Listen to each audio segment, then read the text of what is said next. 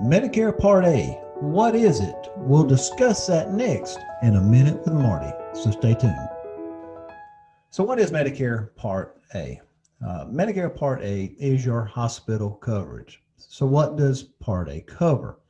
It's going to give you a semi private room with a bed, of course, and all your regular meals while you're there. It's going to cover the medications furnished to you by the hospital and any necessary lab services or medical supplies.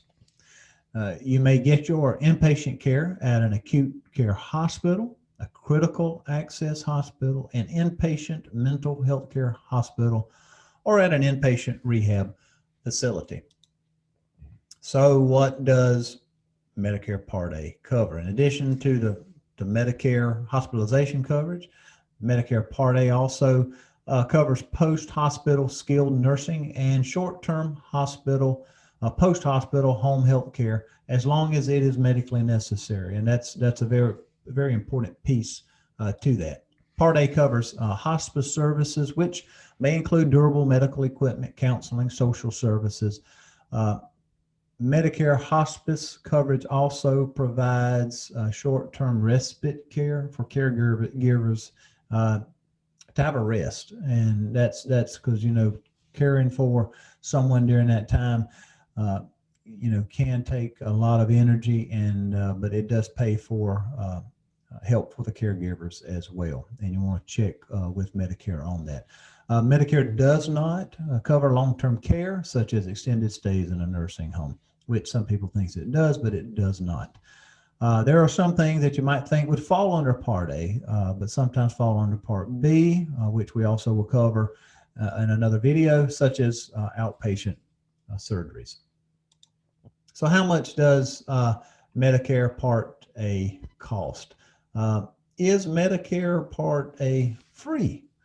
The misconception is Medicare is free. Most beneficiaries will pay nothing for the Part A at age 65 because they have already paid for it. So it wasn't free. You paid for it. All those years you worked, you paid FICA, which was matched by your employer during all those working years, which, remember, it has to be at least 10 years or 40 quarters.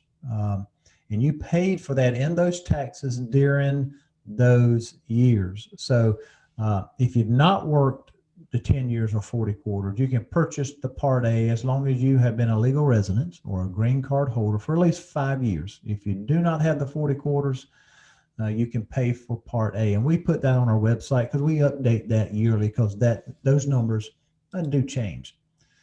So when do I enroll in Part A?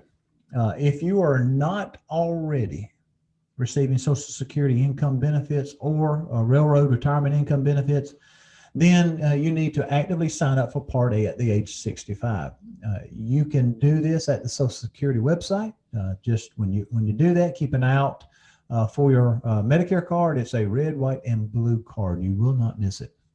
If you're still working at age 65 and you have coverage under group health plan through an employer, and this is important, with 20 employees or more, then you don't have to enroll in Medicare right now.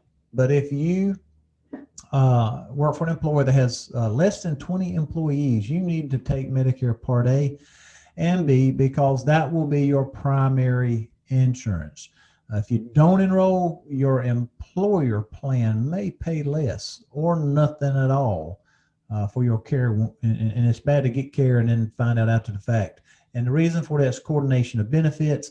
Medicare, when you have less than 20 employees, becomes the primary insurance when you turn 65, when you work for someone with less than 20 employees. So that is very important, because sometimes people miss that or don't know they ask that question. Next, we see what is my Medicare cost sharing under Part A. Remember, it isn't free.